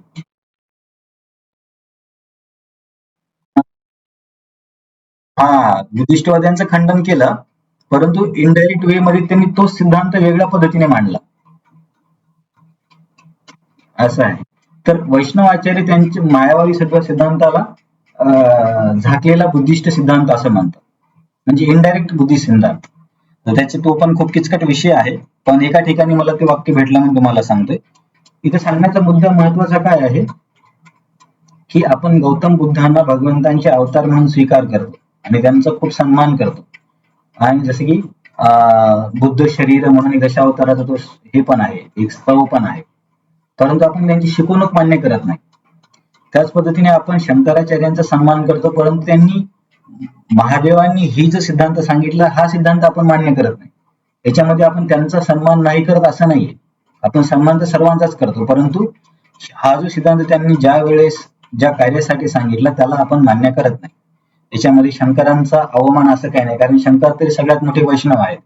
असं म्हटलं जातं, निम्नगानाम यथा गंगा देवानाम अचितो यथा वैष्णवानाम यथा शंभो पुराणानाम इदम तथा. सगळ्यात मोठे वैष्णव शंभू आहे. तुम्ही जर श्रीमद भागवतांच्या 12व्या स्कंदाचा अभ्यास केला तर इथे भगवान महादेव आणि पार्वती मार्कंडेय ऋषीला भेटायला येतात. आणि जेव्हा मार्कंडेय ऋषीला भेटायला येतात तेव्हा महादेव सांगतात की मला माझ्या भक्तापेक्षा विष्णूचे किंवा भगवंतांचे भक्त जास्त प्रिय आहेत. आणि सगळ्या वैष्णवावरती महादेवांची खूप कृपा आहे आणि आपल्याला पण महादेवाच्या कृपेची खूप गरज आहे. त्याच्यामुळे आपण महादेवाचं खूप सर्वोच्च स्थान मान्य करतो. परंतु त्यांनी या वेळेसाठी या काळामध्ये हे जे तत्वज्ञान दिलं मायावादाचं किंवा अद्वैतवादाचं ते आपण मान्य करत नाही. ज्या पद्धतीने आपण गौतम बुद्धाला मानतो पण त्यांचं तत्वज्ञान मानत नाही, तसंच ह्या मायावादाचं पण आहे. नंतर दुसरा मुद्दा काय आहे, मायावादामध्ये इंद्रियांचा उपयोग करण्याला काही वावच नाहीये. कारण ते लोक काय म्हणतात की सगळं जगत मिथ्या आहे, की जेवण तुम्ही जे बनवता ते मिथ्या आहे, कपडे वगैरे सगळं मिथ्या आहे, तुमचं शरीर मिथ्या आहे. मग इंद्रियांचा उपयोग कसा करायचा, म्हणून हे लोकांची खूप तपस्या वगैरे हे लोक करतात आणि इंद्रियांना जबरदस्ती दाबून ठेवण्याचा प्रयत्न करतात आणि ज्यामध्ये मग खूप त्रास आत्म्याला होतो आणि या लोकांचं बऱ्याचदा पतन पण होतं. परंतु त्याच्या विरुद्ध वैष्णव सिद्धांतामध्ये काय आहे, आपण म्हणतो की जगत पण सत्य आहे आणि जगतातल्या प्रत्येक गोष्टीचा भगवंतांच्या सेवेमध्ये उपयोग केला जाऊ शकतो. जसं की अन्नधान्य शिजवून आपण भगवंतांसाठी प्रसाद बनवू शकतो आणि तो प्रसाद आपण जेव्हा ग्रहण करतो तर तो भौतिक पदार्थ राहत नाही, त्याला दिव्यत्व प्राप्त होतं, कारण तो आता प्रसाद झालाय. त्याच पद्धतीने जेव्हा आपण भगवंतांना कपडे अर्पण करून वापरतो किंवा इतर गोष्टी वापरतो ते सगळ्या दिव्य होतात.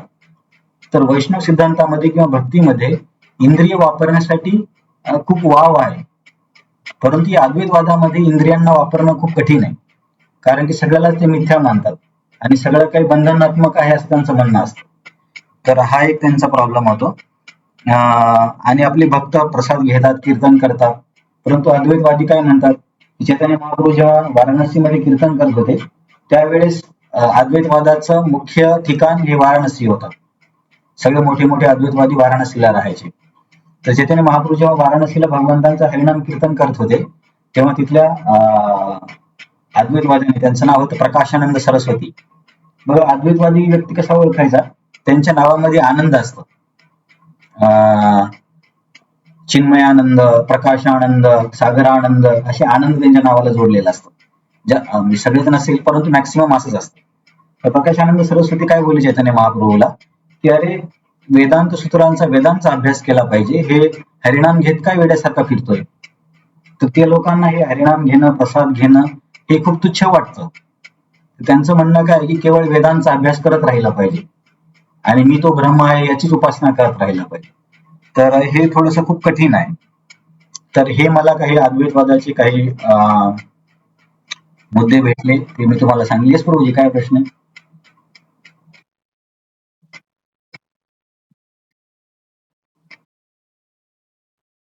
हा, तर त्यांचं कसं आहे, त्यांच्यामध्ये पण खूप खिचडी आहे. आता प्युअर मायावादी किती आहे ते माहिती नाही. तर त्या लोकांचं काय म्हणणं असतं ही विठ्ठलाची जी मूर्ती आहे ते माध्यम आहे आपल्याला निर्विकाराकडे जाण्यासाठी, आणि भक्ती जिथे लोक त्याला ते भक्ती म्हणत नाहीत किंवा भक्ती जरी म्हटले तर त्याच्यामध्ये ऍक्च्युली ती खरी भक्ती नाही आहे. ते लोक जरी त्याला भक्ती म्हणत असले कारण त्यांचा मनोभाव आहे की विठ्ठल मीच आहे आणि विठ्ठलाची मूर्ती हे केवळ माध्यम आहे आम्हाला अमूर्तीकडे जाण्यासाठी. आणि ते असे पण लोक म्हणतात की जेव्हा तुम्हाला कळतं की तुम्ही विठ्ठल आहात तेव्हा तुम्ही विठ्ठलाच्या मूर्तीला तोडून टाका. त्यांची एक अशी साधना आहे, त्या साधनेमध्ये ते एक मूर्ती घेतात किंवा विठ्ठलाची किंवा कृष्णाची किंवा रामाची आणि ते मेडिटेशन किंवा तपस्या वगैरे करतात आणि जेव्हा त्यांना वाटतं की मीच तो भगवंत आहे तेव्हा ते लोक त्या विग्रहाला तोडून टाकतात. तर असे त्यांचे खूप विचित्र सिद्धांत आहे. तर ते जरी भक्ती म्हणत असले तरी त्याला भक्ती म्हणणं हे खऱ्या दृष्टिकोनातून म्हणजे वैष्णवांच्या सिद्धांतानुसार ती भक्ती नाहीये. आजच्या चर्चेवरती किंवा या सगळ्या मायावादावरती कोणाचा आणखीन काही प्रश्न आहे? अद्वैतवादालाच मायावाद म्हणतात. येस माताजी.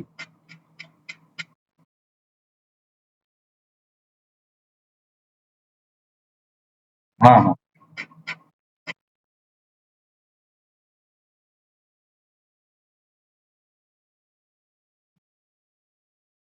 हा हा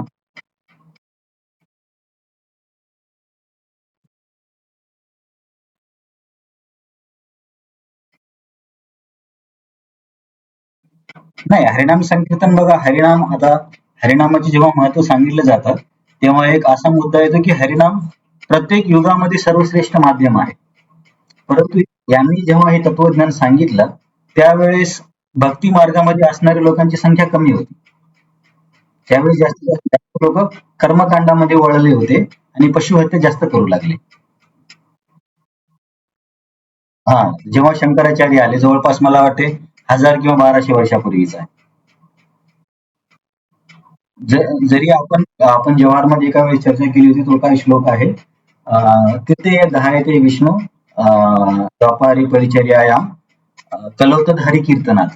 जरी आपण असं म्हटलं की सतयुगामध्ये चिंतन आहे, त्रेतायुगामध्ये मूर्तीपूजा आहे, परंतु बऱ्याच वैष्णवाचार्यांनी सिद्ध केलंय की हरिनाम हे माध्यम प्रत्येक युगामध्ये सर्वश्रेष्ठ आहे. परंतु परंतु त्या युगामध्ये लोकांना इतके सोप्या माध्यमाबद्दल कदाचित असं वाटायचं की अरे इतकं सोपं कसं काय असू शकतं. प्रचार प्रसार पण म्हणू शकतो किंवा त्या लोकांची त्यांची क्षमता एवढी जास्त होती की ते हजारो वर्षे, जसे की आपण बघितलं विश्वामित्र मुनींनी 60,000 वर्ष तपस्या केली. तर त्यावेळेच्या लोकांची कॅपॅसिटी वेगळी होती. परंतु ते सुद्धा अद्वैतवाद मान्य नव्हते करत. अद्वैतवाद हा शंकराचार्यांनी दिलाय. तर हा मायावादाचा अद्वैतवादाचा सर्वांचा मुद्दा क्लिअर आहे. ही बेसिक अंडरस्टँडिंग खूप महत्वाची आहे. याच्यावरती भावना माताजी, जव्हारच्या भावना माताजी, अरे आहेत का गेले? भावना माताजी, हरे कृष्ण. ठीक आहे, नाही येत वाटतं. तरी मी कशासाठी सांगितलं की तुम्हाला असं वाटतं की सर्व काही एकसारखंच आहे, परंतु सगळं एकसारखं नाहीये हे समज. भावना माताजी आल्या का? ठीक आहे. तर आता समजलं तुम्हाला काय सिद्धांतामध्ये फरक असतात. तर सगळ्यांची भागवत कथा जरी असली तरी प्रत्येकाच्या सांगण्यामध्ये आणि तत्वज्ञानामध्ये फरक आहे. त्याच्यामुळं बाकीचे लोक पण सत्संग घेतात आणि इस्कॉन पण सत्संग घेतो. तर काय फरक आहे हे कदाचित तुम्हाला आज समजलं असेल. तर ठीक आहे, तुमचा काही प्रश्न नाही तर आपण क्विकली कालचं रिव्हिजन करूया. मायावाद म्हणजे काय, आता खूप विस्तारित चर्चा आपण केली. दुसरा एक वाद आहे ब्रह्मवाद. ब्रह्मवादामध्ये भगवंतांच्या निराकार स्वरूपाची हे लोक उपासना करतात. परंतु हे जे ब्रह्मवादी आहेत ते मायावादी सारखे नाहीयेत, ते भगवंतांच्या साकार रूपाला पण मान्य करतात. त्याच्यामुळे ब्रह्मवादाला मान्यता देण्यात आलेली आहे. की ब्रह्मवाद्याचं कसं असतं की ब्रह्मवादी व्यक्तीला भगवंतांच्या प्रकाशामध्ये जायचंय आणि भगवंताच्या धामामध्ये जाऊन त्यांची सेवा नाही करायची. तर असं म्हटलं जातं की जे लोक सांसारिक जीवनामध्ये नातेसंबंधांना खूपच त्रस्त झालेले असतात, की सगळ्या नात्यामध्ये त्यांना नकारात्मकच रिझल्ट मिळालाय, तर हे लोक ब्रह्मवादाकडे वळू शकतात की बाबा मला कोणाशी संबंधच नको. कारण आपण वैष्णव सिद्धांतात काय म्हणतो की हे संबंध आपल्याला भगवंतासोबत स्थापन करायचे.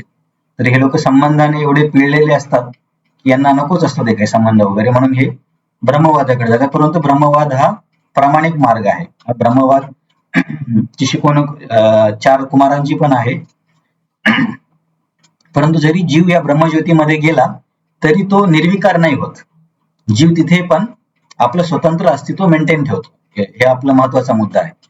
कारण की आता समोर आपण अभ्यास करणार आहोत की आत्म्याचे ना तुकडे होतात, ना आत्म्याला जोडता येतं, ना सुखाता येतं.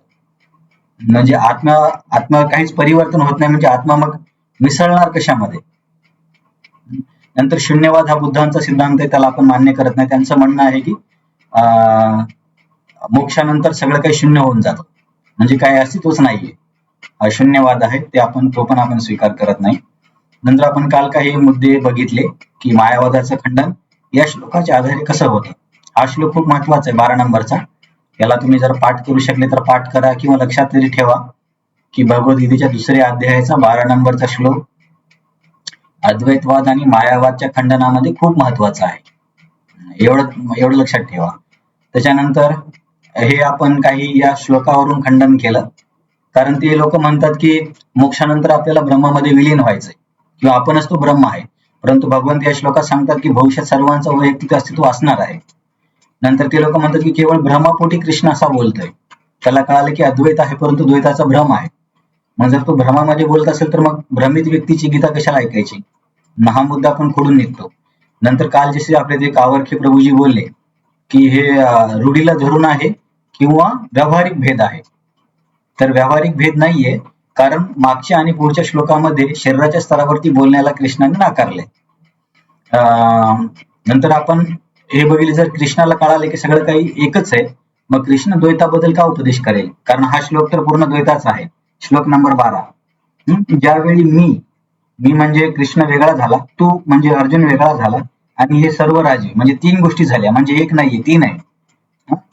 3 म्हणण्यापेक्षा राजे तर अन्न खोली तिथे.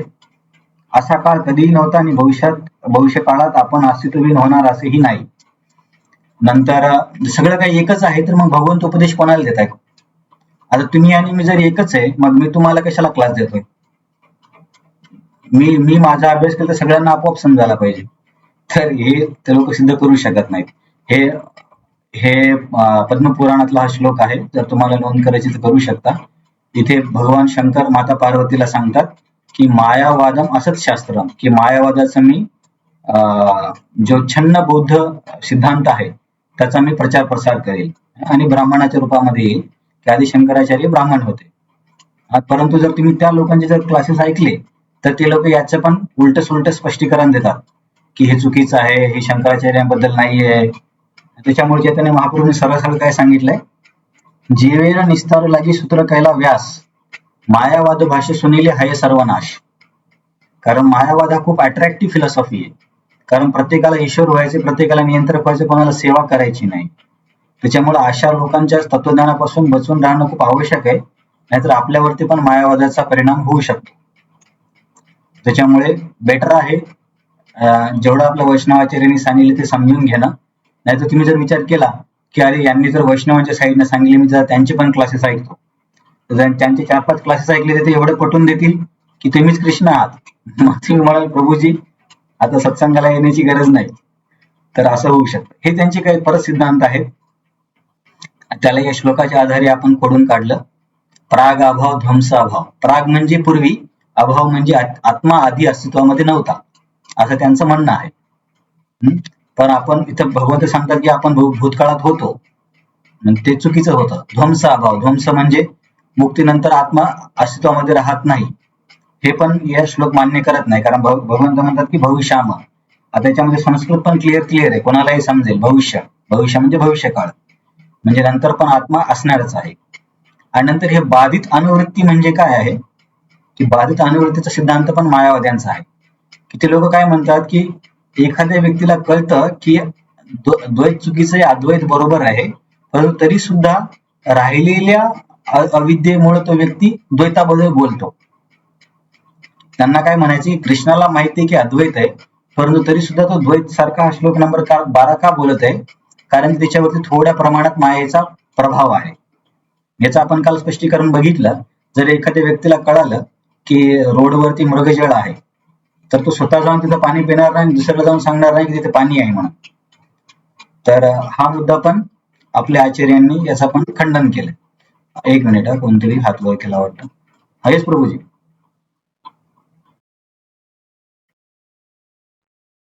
हा, तर व्यावहारिक भेद म्हणजे काय?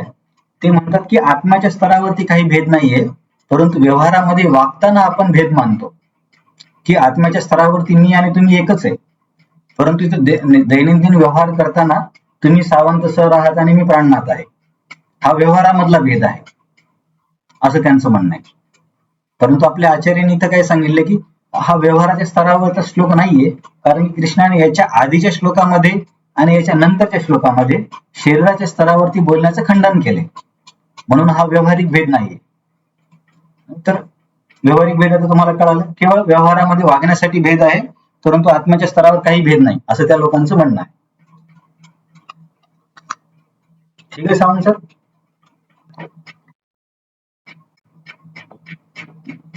बघा, मला जितकं समजलं मी तुम्हाला सांगतोय, हा मुद्दा इतका सोपा नाहीये.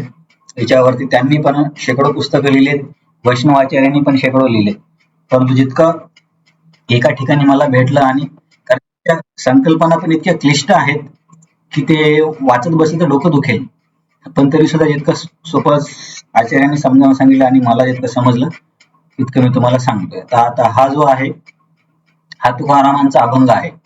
इथे सरळ सरळ तुकाराम म्हणतात अद्वैताची वाणी नाही ऐकत मी कानी. परंतु आता आपल्या वारकरी संप्रदायावरती पण अद्वैताचा खूप मोठा प्रभाव आहे. म्हणजे आताचे सध्याचे वारकरी संप्रदायाचे लोक आहेत, त्याच्यामुळे वारकरी संप्रदायामध्ये पण अद्वैताला लोक जास्त मानतात. परंतु जर आणि याचे पण ते लोक उलट पुलट स्पष्टीकरण देतात की तुकाराम महाराज म्हणत आहेत की जोपर्यंत म्हणजे मी भक्ती करतो तोपर्यंत मला द्वैतवादामध्ये राहू दे, नंतर मी आणि विठ्ठल एकच आहे, असं ते लोक याचं स्पष्टीकरण देतात. परंतु जसं मी तुम्हाला म्हटलं की यांना उलट पुलट स्पष्टीकरण देण्याची सवय आहे. परंतु इथं सरळ सरळ तुकाराम म्हणतात, अद्वैताची वाणी नाही ऐकत मी कानी, तुका म्हणे अहम ब्रह्म आड येऊ नेदी भ्रम. अहम ब्रह्म म्हणणं पण तुकाराम महाराज मान्य करत नाहीत. तर हे आपल्या तुकाराम महाराज श्लोकावरून कळालं. तर खरी वारकरी संप्रदायाची शिकवणूक ही आहे. जसं की तुम्हाला मी आणखीन एक उदाहरण देतो. तुकाराम महाराजांनी पण बरेच अभंग लिहिले, कदाचित मी तुम्हाला पाठवले असतील, की कांदा आणि लसण खाणं हे चांगलं नाही किंवा हे तमगुणाचे पदार्थ आहेत. तर परंतु संत सावता माळ्यांचा एक अभंग आहे, कंदमुळा भाजी अवघी तुकाबाई माझी. तर काही लोक काय म्हणतात की तो कांदा मुळा भाजी आहे. परंतु जर सावता माळे जर वैष्णव असतील तर ते कांदा कसे काय लिहितील, कारण की वैष्णव तर कांदा खात नव्हते. तर आपल्या आचार्यांनी सांगितले की तो कांदा नाही, कंद आहे, कंदमुळा भाजी. परंतु त्यांनी असं स्पष्टीकरण दिले की हा कांदा आहे. तर हा एक वादाचा मुद्दा आहे. तुम्हाला मी फक्त याच्यासाठी सांगितलं की कसं हे लोक फिरून स्पष्टीकरण देतात. त्याच्यानंतर हे दुसरा एक अभंग आहे तुकाराम महाराजाचा, अद्वैत तो माझे नाही समाधान गोड हे चरण सेवा तुझी. कारण जर अद्वैत तत्वज्ञान मान्य केलं तर विठ्ठलाच्या चरणाची सेवा करण्याची गरजच काही नाहीये, कारण तुम्हीच विठ्ठल आहात. तुकाराम महाराज म्हणतात की हे अद्वैत तत्वज्ञान मला नको, नको ब्रह्मज्ञान आत्मस्थिती भाव, मी भक्त तू देव ऐसे करी. की मला भक्तिभाव पाहिजे, हा ब्रह्मज्ञान नकोय. ब्रह्मज्ञान म्हणजे अद्वैतवाद्यांचं. आत्मस्थिती मज नको हा विचार, देही निरंतर चरण सेवा.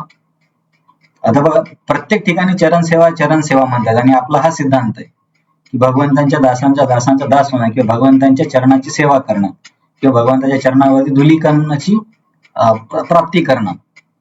तर इथे हे तुकाराम महाराजांच्या 2 अभंगातून आपण शिकू शकतो की खरी वारकरी संप्रदायाची शिकवणूक ही आहे. पण जर तुम्ही जाऊन कुठे लोकांना असं बोलले तर ते मान्य पण करणार नाहीत आणि विनाकारण मतभेद होतील. त्यानंतर हा श्लोक आहे श्रीमद भागवतमच्या 10व्या स्कंदातला 2रा अध्याय श्लोक नंबर 32. तर इथे काय म्हणतात की जेव्हा हे अद्वैतवादी लोक किंवा मायावादी लोक ते काय करतात, की अन्य अरविंदाक्ष विमुक्त मानिनस त्वयस्त भावात अविशुद्ध बुद्धया आरुह्य कृच्छ्रेन परम पदम तत पतंती अधोनादित युष्मत अंग्रय.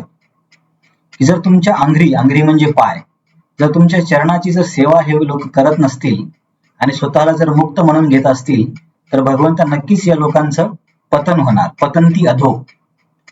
तर हा एक भागवतामधला श्लोक आहे.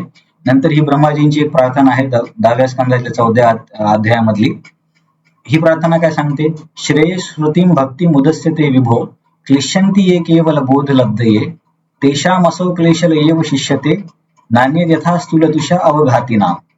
म्हणजे याचा अर्थ काय की श्रेय श्रुतीम भक्तीम, की भक्तीचा जो श्रेयाचा मार्ग आहे, जे लोक भक्तीचा मार्ग सोडून देतात, उदस्य म्हणजे सोडून देणं, आणि कशाच्या मागे लागतात, क्लिश्यन्ति ये केवल बोध लब्धये.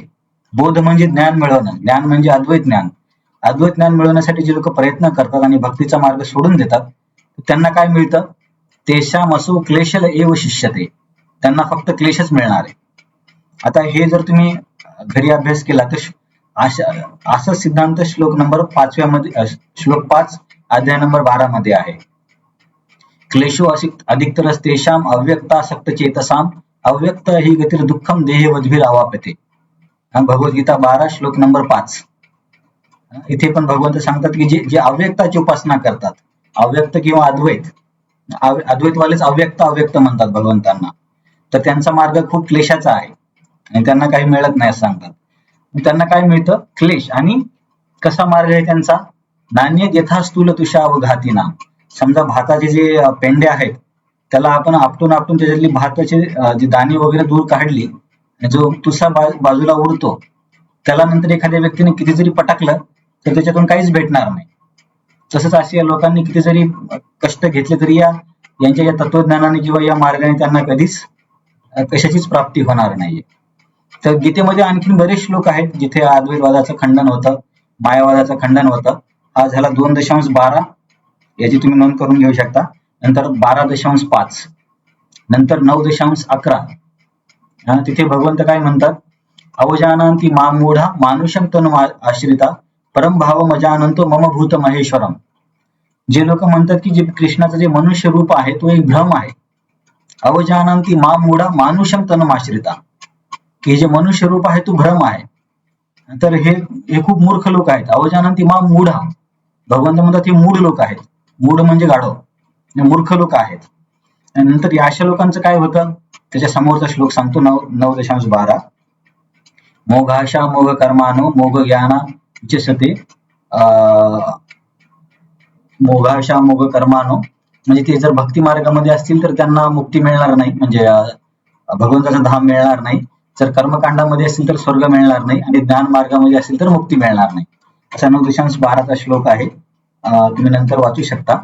तर असे गीतेमध्ये बऱ्याच ठिकाणी अद्वैतवादाचं किंवा मायावादाचं खंडन येतं. तर जसं जसं हे श्लोक येत जातील आपण त्याचा अभ्यास करत जाऊ. तर इथपर्यंत कोणाला काही प्रश्न आहे का? चर्चा खूप जास्त कठीण वाटली? येस कृपा, काय प्रश्न?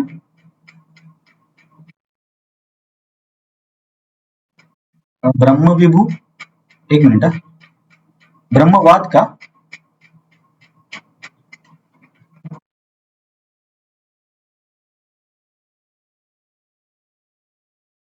ब्रह्मविभू का? कदाचित मला आता कॉन्टेक्स्ट आठवत नाहीये, परंतु आत्मा आणि परमात्म्यामध्ये असा फरक सांगितला जातो किंवा ईश्वरामध्ये आणि जीवामध्ये, की जीव विभू आहे आणि जीव अणु आहे. विभू म्हणजे मोठा आणि अणु म्हणजे लहान, असा तिथं फरक समजा लक्षात घ्यायचा. की आता आपला आत्मा खूपच लहान आहे. आत्म्याची साईज काय समोर आपल्याला चर्चा येणारच आहे, परंतु भगवंत खूप मोठे आहेत. तर विभू म्हणजे मोठा आणि अणु म्हणजे लहान, असा तिचा अर्थ होतो. तर ठीक आहे, आणखीन कोणाचं काही चर्चेमध्ये काही समस्या आहे, प्रश्न आहे? तर आता काय लोकांना एवढं सांगून पण कोणी क्लास अटेंड करायला येत नाही, त्यांना मग असे बेसिक गोष्टी समजणार नाहीत, मग भक्तीमध्ये समोरच्या गोष्टी कशा काय समजणार? ठीक आहे, याच्यामुळे मी भावना माताजीने, दिव्या माताजीने मेसेज पाठवले की आज तुम्ही या, कारण ती मी मागच्या वेळेस चर्चा करताना बोलली होती की प्रभूजी तिकडे पण सारखंच वाटतं, पण सगळीकडे सारखं नाहीये. तर ठीक आहे, परंतु संबंध ज्ञान असणं खूप आवश्यक आहे. परंतु समजा हे सर्व ऐकून वाचून तुमच्या काहीच लक्षात नाही राहिलं तरी हरकत नाही. फक्त एवढं लक्षात ठेवा की अध्यात्मामध्ये पण वेगवेगळे तत्वज्ञान आहेत, सगळं काही एकसारखं नाही आहे. आणि आपण वैष्णव आचार्य द्वैतवाद किंवा अचिंत्य भेदाभेद फॉलो करतात. आपण स्वतःला ईश्वर मानत नाही, एवढं जरी लक्षात ठेवलं तरी बस झालं. तर आता आपण, मला वाटते समोरच्या श्लोकांची चर्चा करायची का थांबायचं?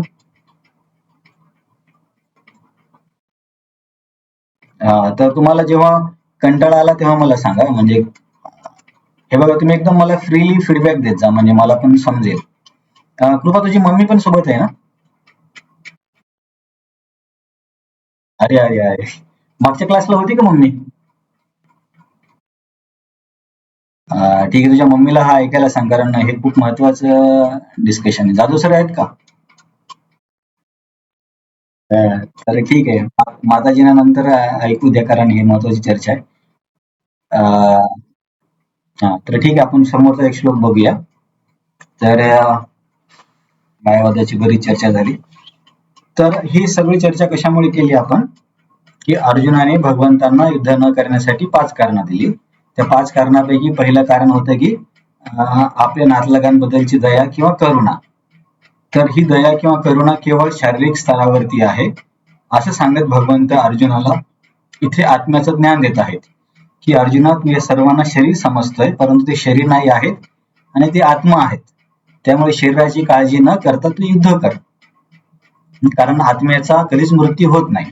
परंतु याची पण आपण चर्चा केली, याचा अर्थ असा नाहीये की आपण हिंसा केली पाहिजे. ही हिंसा अर्जुनाला करण्यासाठी का परवानगी दिली, कारण हे धार्मिक युद्ध होतं आणि क्षत्रिय म्हणून त्याचं कर्तव्य होतं. म्हणून अर्जुनाला हे आत्मज्ञान देऊन हे युद्ध करण्यासाठी भगवंत प्रवृत्त करत आहेत. एवढं लक्षात ठेवा. तर आता हा श्लोक जो आहे 13 नंबरचा, देहिनोस्मिन यथा देहे कौमारम यौवनम जरा तथा देहांतर प्राप्ती धीर सत्र न मुह्यते. मला वाटतं तुम्ही श्लोक नंबर 12 तात्पर्य वाचला असेल, त्याच्यामध्ये जाण्यासाठी आता काही वर नाही, खूप वेळ जाईल परत, त्याच्यामुळे श्लोक नंबर 13 आणि 13 बघूया. तर इथे भगवंत आता अर्जुनाला आत्मज्ञान देत आहेत. श्लोक नंबर 11 पासून सुरुवात झाली. तर इथे भगवंत अर्जुनाला हे समोरचं स्पष्टीकरण देतात या आत्मज्ञानामध्ये. तर समजा अर्जुन काय म्हणेल की कृष्णा, हे सगळे जरी एकसारखे राहत असले, परंतु भीष्म माझ्यासोबत राहणार नाही, त्यांचा मृत्यू होईल, मग मला तर भीष्मासोबत आसक्ती आहे. तर या श्लोकामध्ये भगवंत अर्जुनाला काय सांगतात की अर्जुन, शरीरामध्ये जसे बदल घडतात, की जसा एक आत्मा जेव्हा एका शरीरामध्ये येतो तेव्हा ते लहान बाळ असतं, लहान बाळाचं मग तो तरुण होतो, तरुणाचा म्हातारा होतो, आणि म्हातारा झाल्यावरती व्यक्तीचा मृत्यू होतो. जसा एक आत्मा तोच आहे, परंतु शरीरामध्ये बदल घडत आहेत, तसाच मृत्यूच्या वेळेस मृत्यू म्हणजे दुसरी तिसरी काही गोष्ट नाहीये, तर आत्म्याने एक शरीर सोडून दुसऱ्या शरीरामध्ये जाणे आहे. त्याच्यामुळे धीर व्यक्तीने याच्यामध्ये हे नाही झालं पाहिजे, काय मुह्यती म्हणजे मोहित होणे किंवा गोंधळून नाही गेलं पाहिजे. थोडक्यात कृष्ण काय सांगतात की मृत्यूला एवढं मोठी गोष्ट समजू नको, जशी शरीरात बदल घडतात तेव्हा आपण तर काही घाबरून जात नाही, अरे मी काही वर्षापूर्वी लहान होतो, आता तरुण का झालो, असं कोणी म्हणत नाही. तसंच आत्मा एका शरीरातून दुसऱ्या शरीरात जाते, त्यामध्ये गोंधळून जाण्याची काही मोठी गोष्ट नाही आहे, असे भगवंत अर्जुनाला सांगतात. नंतर भीष्म आणि द्रोणांनी मग अर्जुन म्हणेल की परंतु जेव्हा एखाद्या व्यक्तीचं तरुण शरीर जातं आणि वृद्ध शरीर मिळतं, तेव्हा तो शोक करतो की अरे मला वृद्ध शरीर मिळालं, मग याबद्दल मी शोक करायला पाहिजे. तेव्हा भगवान म्हणतात नाही, शोक किंवा दुःख करू नकोस, कारण भीष्म आणि द्रोण यांनी खूप पुण्यवान जीवन जगलेलं आहे, आणि त्याच्यामुळे नक्कीच त्यांना एकतर भगवंतांच्या धामाची प्राप्ती होईल किंवा कमीत कमी स्वर्गाची तरी प्राप्ती होईल. त्याच्यामुळे त्यांच्या या वृद्ध शरीराची जरी हत्या झाली तर त्याच्याबद्दल तू शोक करू नकोस, कारण त्यांचं भविष्य चांगलं आहे. नंतर बघा प्रभुपादांनी तात्पर्यामध्ये लिहिलंय, उलट पान नंबर 68 वरती, उलट ते वृद्ध शरीरातून नवीन शरीरात स्थानांतर करून नवतारुण्य प्राप्त करीत असल्यामुळे अर्जुनाने आनंदित व्हायला हवे होते भीष्म आणि द्रोणांच्या बद्दल. नंतर प्रभुपाद सांगतात की भीष्म द्रोण थोर व्यक्ती असल्यामुळे त्यांना नक्कीच पुढील जन्मी आध्यात्मिक देहाची प्राप्ती होणार होती, किंवा निदान भौतिक जगतातील श्रेष्ठ प्रतीचा उपभोग घेण्यासाठी स्वर्ग लोकांची तरी प्राप्ती होणारच होती. त्याच्यामुळे अर्जुन तू शोक करू नकोस. आता धीर कोणाला म्हणायचं, पान नंबर 69, ज्या मनुष्याला जीवाची मूळ स्थिती म्हणजे मी कोण आहे, परमात्मा म्हणजे ईश्वर कोण आहे, आणि आध्यात्मिक तसेच भौतिक प्रकृती म्हणजे ही प्रकृती काय आहे याचं ज्याला परिपूर्ण ज्ञान असते त्या व्यक्तीला धीर म्हणायचं. या ज्ञानाला आपण कुठला शब्द वापरला होता याच्या आधी, कोणाला आठवतं? मी कोण आहे, ईश्वर कोण आहे आणि प्रकृती कोण आहे हे माहिती असण्याला कुठला शब्द वापरला होता मी? आपण कुठलं ज्ञान?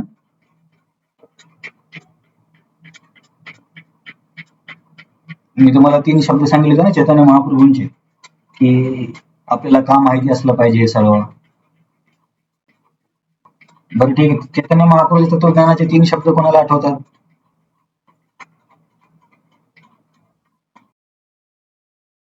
अचिंत्य वेदावेद. ओके, मी तुम्हाला म्हटलं होतं की मी कोण आहे, ईश्वर कोण आहे आणि प्रकृती कोण आहे, हे ज्ञान असण्याला कुठलं ज्ञान म्हणतात?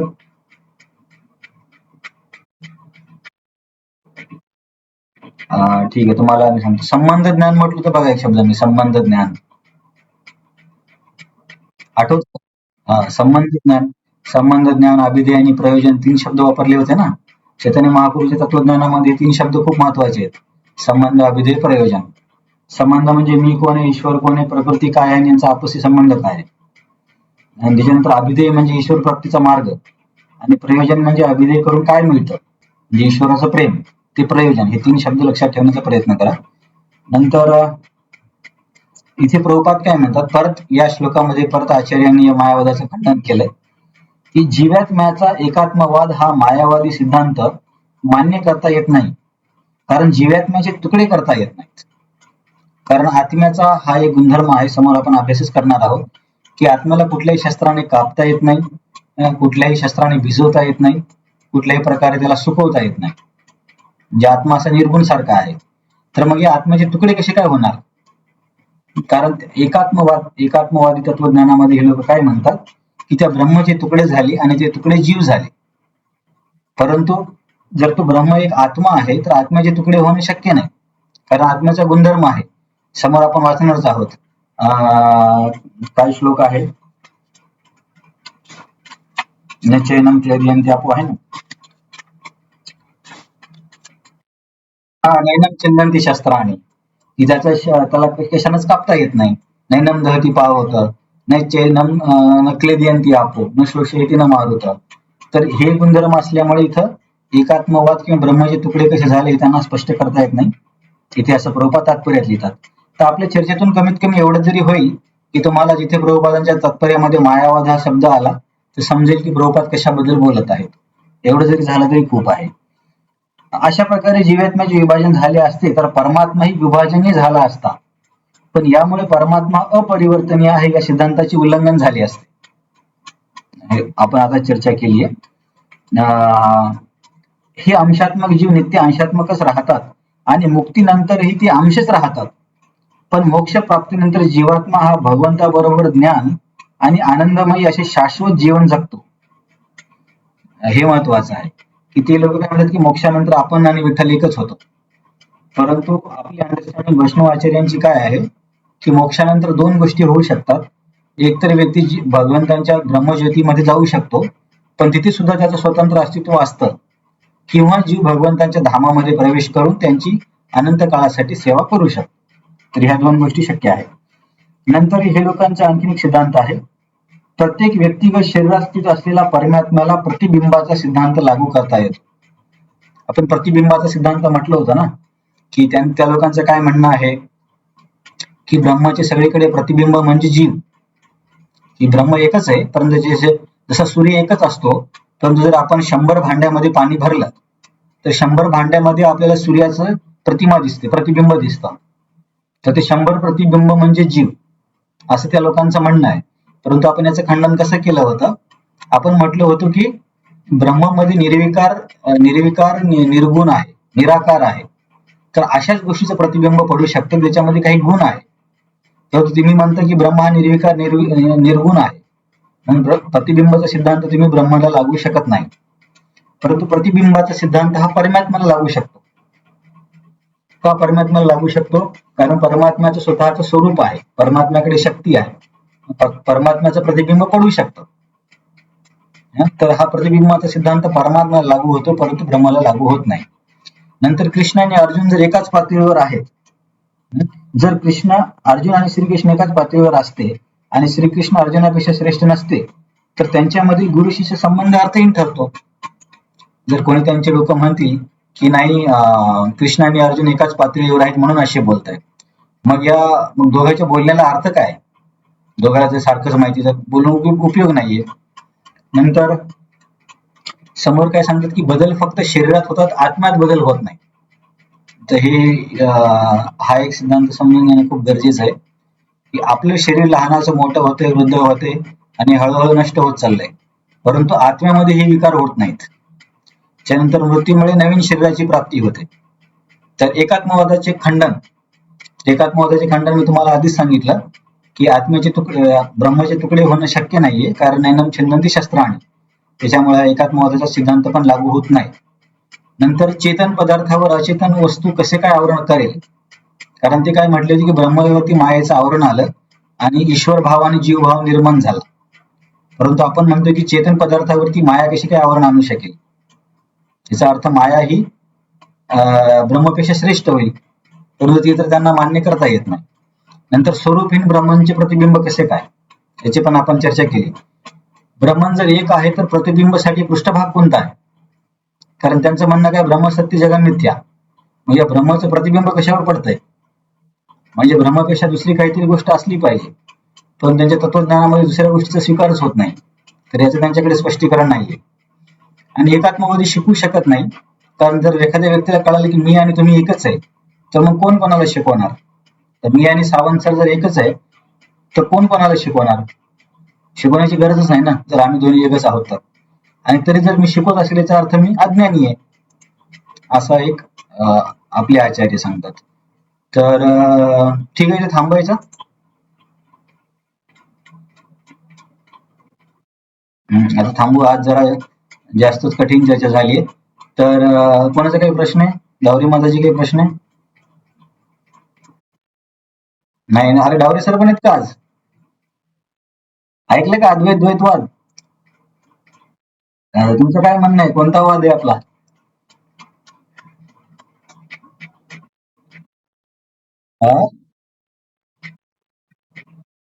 हा हा, तर आपण कोणत्या वादाला फॉलो करतो?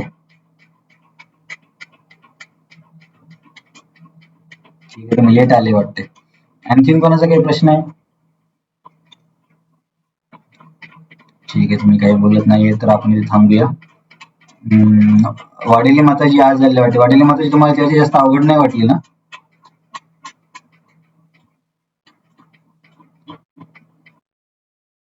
हा, आजची रेकॉर्डिंग पाठवतो. तर ठीक आहे. याच्या समोर आपल्याला थोडी स्पीड वाढवावं लागेल, कारण 6व्या अध्यायापर्यंत जायचंय आपल्याला. 4 नाही, 6व्या मध्ये पोहोचलो होतो आपण. तर ठीक आहे, समोर आपण थोडी स्पीड वाढवूया. आता तुम्ही स्वतः आपण वाचन करा, थोडं सिरियसली घ्यावं लागेल, नाही तर द्वैत अद्वैत मध्येच आपण अडकून राहू. ठीक आहे, आपण इथे थांबूया. पुढच्या रविवारी आणि सोमवारी समोरची चर्चा करूया. हरे कृष्णा कृष्णा कृष्णा हरे हरे.